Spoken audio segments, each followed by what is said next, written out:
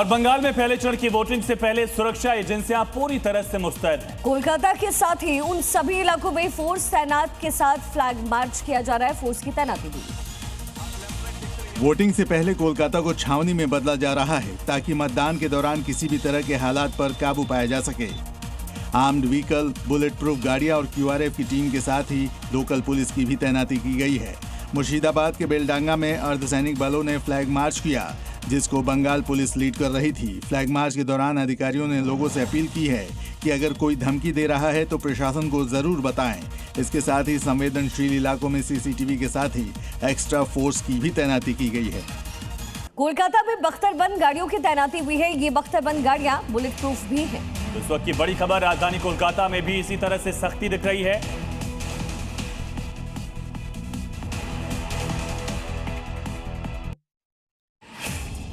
पश्चिम बंगाल में कानून व्यवस्था को संभालने के लिए ऐसी बख्तरबंद गाड़ियों की तैनाती की गई है। ये आप देखेंगे तो ये कोलकाता पुलिस की ये बख्तरबंद गाड़ी है। इसको ये QRF दल यानी क्विक रिस्पॉन्स जो फोर्स है उसकी गाड़ी कही जाती है। ये फुल बुलेट प्रूफ रहती है। इसका कांच हो या फिर ये बॉडी हो, इसमें बुलेट अंदर नहीं जा सकती है।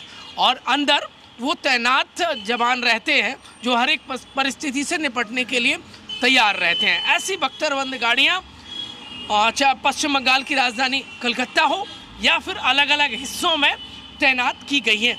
यदि कोई भी इलेक्शन व्यवस्था के साथ छेड़छाड़ करेगा तो उसकी खैर नहीं होगी। अब ये 3 तस्वीरें इस समय आपके सामने है। बख्तरबंद गाड़ियां जिसका इस्तेमाल हो रहा है, इसके साथ ही फोर्सेस की तैनाती की गई है जिनके पास आधुनिक हथियार है। सुरक्षा बल फ्लैग मार्च कर रहे हैं। बेहद ज्यादा सख्ती दिख रही है। 3 तस्वीरों के जरिए बंगाल का चुनाव आप समझिए किस तरह से इंतजामों के बीच होने वाला है।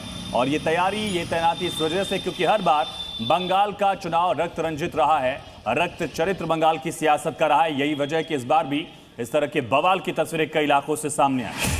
और अब तस्वीर मुर्शिदाबाद की बेलडांगा से है। अर्धसैनिक बलों ने फ्लैग मार्च निकाला है। इस दौरान सुरक्षा बलों ने लोगों से भी कहा कि अगर कोई धमकी दे तो हमको बताइए। मुर्शिदाबाद के बेलडांगा में अर्धसैनिक बलों ने फ्लैग मार्च किया। पहले फेज में मुर्शिदाबाद में भी वोटिंग होनी है 2 दिन बाद। पहले चरण का मतदान और इसीलिए हर इलाके में आपको ये सिक्योरिटी फोर्सेस दिखाई देंगे, अर्धसैनिक बलों के जवान दिखाई देंगे। अत्याधुनिक हथियारों से लैस है। विशेष तैयारियां हैं। विशेष तैयारियां इसलिए क्योंकि इससे पहले चुनाव में गड़बड़ियों की शिकायत मिला करती थी, लेकिन इस बार विशेष ट्रेनिंग, विशेष एहतियात और उसको ध्यान में रखते हुए ये जवान हर इलाके में जा रहे हैं, हर मोहल्ले में जा रहे हैं और लोगों को ये एश्योर कर रहे हैं, लोगों को ये बता रहे हैं कि अगर आपको किसी भी तरह की कोई धमकी मिल रही है, कोई शिकायत मिल रही है तो तुरंत जो बंगाल पुलिस के कर्मी हैं उनको जानकारी दीजिए और उसके बाद ये अर्धसैनिक बलों के जवान उस पर आगे की कार्रवाई भी करेंगे। लेकिन ये जो तस्वीर मैं आपको दिखा रहा हूँ ये सिर्फ एक जगह की नहीं है। इस वक्त बंगाल के, वेस्ट बंगाल के हर गली मोहल्ले में आपको इसी तरीके से अर्धसैनिक बलों की तैनाती दिखाई देगी। और इसी बीच एक बड़ी खबर है। कोलकाता में प्रचार के बीच हंगामे की तस्वीर सामने आई है। TMC BJP कार्यकर्ताओं में झड़प हुई है। हंगामे के बाद पुलिस का लाठीचार्ज भी देखने को मिला है। कोलकाता में प्रचार के दौरान TMC और BJP कार्यकर्ता आपस में भिड़ गए। हंगामे के बाद पुलिस फोर्स का लाठीचार्ज। बंगाल में वोटिंग से पहले जमकर वार पलटवार का दौर चल रहा है। मुख्यमंत्री ममता बनर्जी ने केंद्रीय सुरक्षा एजेंसियों पर उनकी चुनावी यात्राओं में बाधा डालने का आरोप लगाया।